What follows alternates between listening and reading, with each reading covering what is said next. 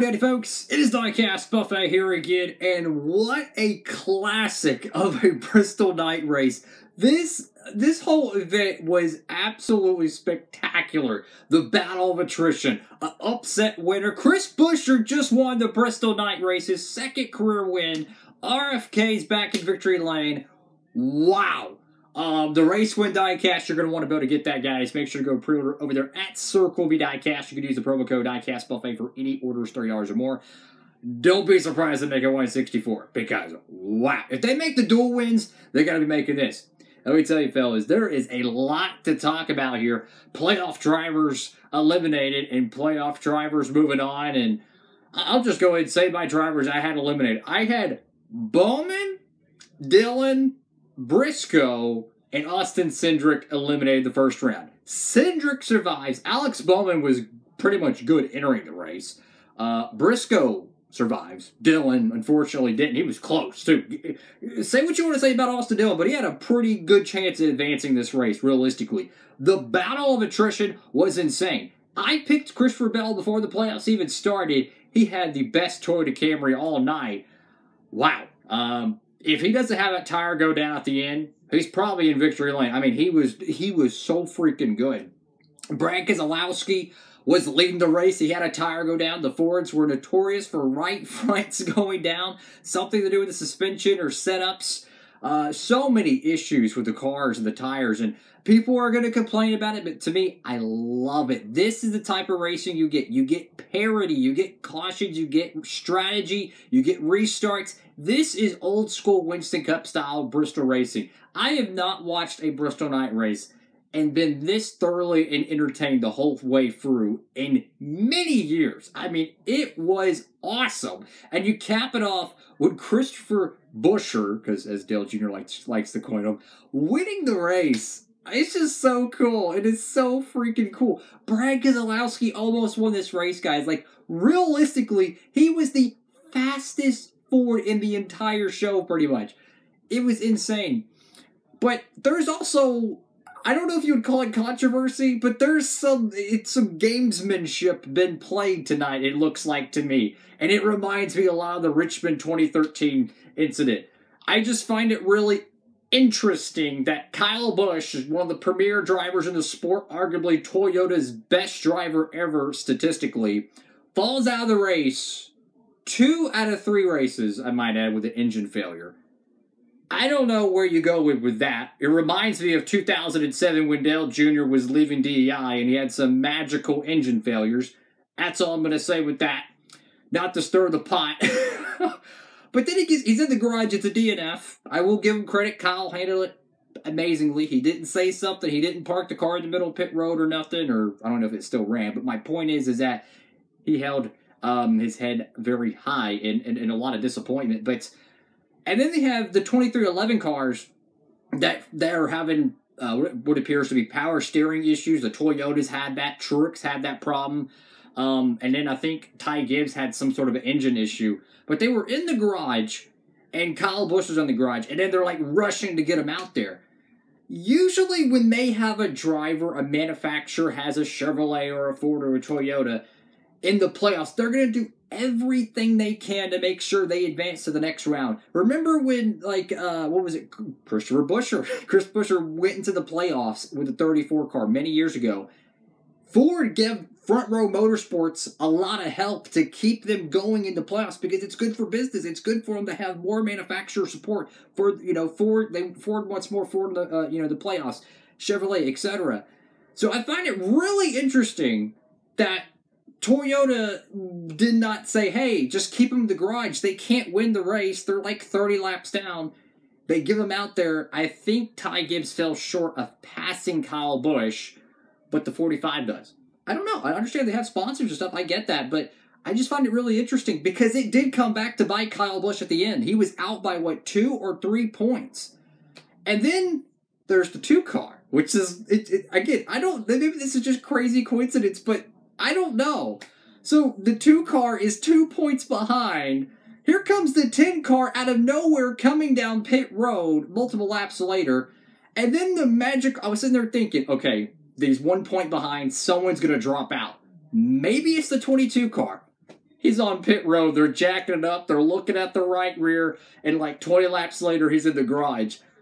Maybe it's just sheer coincidence, but it really does feel like they're like, hey, let's just take 2 of our Ford cars and put them in the garage. I don't know. I don't blame them. I would do the same thing. But it just really felt like there was some gamesmanship played tonight, which every team does this. It's just some teams don't do it as obvious as others. I don't know. I don't know. But Hendrick Motorsports, Alex Bowman fell out of the race, but they were really good at the end. Larson, William Byron, and Chase Elliott finished second. Was at the end. Man, he had a really good shot to win this race. But in terms of the racing quality, racing was pretty good. But I will admit, I've seen a little bit better with the Gen 6 here, okay? I'm just going to be honest with you. Would you believe that clean air at Michigan was just as important as clean air at Bristol? Like, if you were out front at Michigan, you have super good clean air, you're going to be up front. The same thing applied to Bristol tonight. It's crazy. I mean, Chris Buescher took 2 tires. I think he took, rights or left sides only, and the other side tires were probably, like, I don't know, maybe 80 or 100 laps on there. He absolutely smoked all the Hendrick cars. You know darn well Hendrick, week in and week out, has more resources than RFK. It's simple. Every time a car got out front, whether it was the 6 car, the 20, the 5 car, whoever it was, when you got that clean air, you were significantly hard to beat, right? That 17 car just drives away. I mean, it's not even close. Chase Elliott and everyone behind him had 4 fresh tires. They had nothing for him. My point being is clean air was the strongest I think it's ever been at Bristol that I could ever remember. So, which is something that was completely out of left field. But hey, man, he earned it. Absolutely earned it. But it's just what got me is that at the last pit stop of the race, which came out, I think it was like about 50 laps ago, we've seen all night how, you know, when you restart up front on old tires, it does not hurt. I mean, Keselowski went, I think, 150 laps on a set of tires. And Buescher was the only guy to take 2, lines up there, smokes the show, and everyone else took 4 and lost the race. I was screaming at the TV, just take 2. Who cares? You're locked into the next round. If the 9 car takes 2 tires, maybe he's ahead of him. Kevin Harvick, oh my goodness, Kevin Harvick, look, I'm the first one to admit, I'm not a Harvick guy. I'm a Chevrolet guy. But Harvick, they fumbled the ball this one. They could have easily moved on. Easily. If they would have took 2 tires, you know, or not 2 tires, if they wouldn't have the pit stop issue, which, you know, that's not Harvick's deal, they would have been in good track position. But they still would have probably lost the race because you got to have clean air.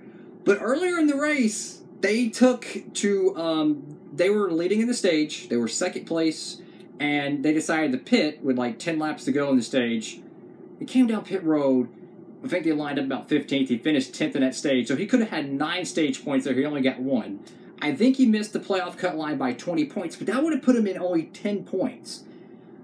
Instead of them going for broke and just going, okay, we have to win this race, so it's boom or bust. If you have 10 points, you can kind of nickel and dime your way to the end to find those points. It felt like they didn't even try. I got to be honest with you. It felt like we have to win this race. They entered tonight 37 points out, and everyone on the TV saying, oh, they got to win the race. You start thinking about it, there's a maximum of 60 points you could get each cup race. He ran really good. He would have had stage points. I said you need 10 stage points between both of the stages, right? Just win one or, you know, get top 5 both. That gives you 10 points. You're at roughly 25.